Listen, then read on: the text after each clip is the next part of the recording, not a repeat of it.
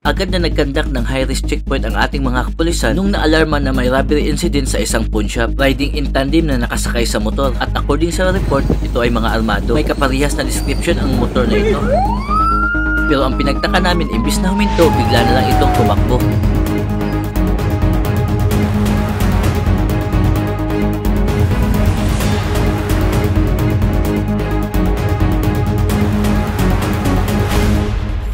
Saktong-sakto may blocking na patrol doon sa unahan at gamit ang ating mga radio, agad na itawag kung saan yung motor patungo.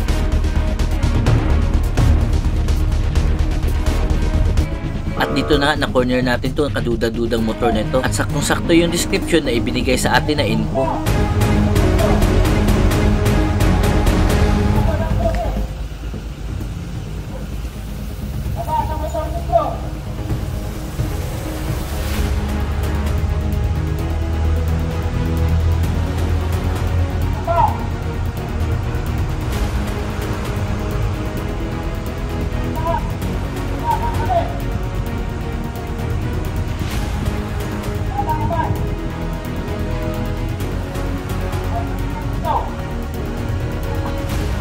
Pero bago matapos itong video, ito ay simulation exercise lamang. Ito ay simulation exercise in connection with the PNP procedure in a high-risk stop. Ang purpose ng activity ito is to enhance and to familiarize in dealing with this kind of police intervention and to ensure police operational procedure is properly executed. Siyempre sa mga ganitong senaryo, hindi mo talaga kayang iperfecto. Kaya yung ating mga kapulisan, iniensayo. Kasi pagkatulad na ganitong mga sitwasyon, presence of mind ang pinaka-importante at dapat hindi ka kabado.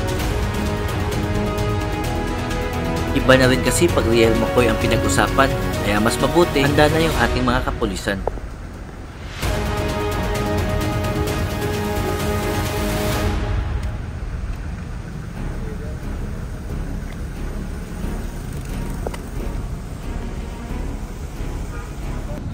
You have the right to remain silent.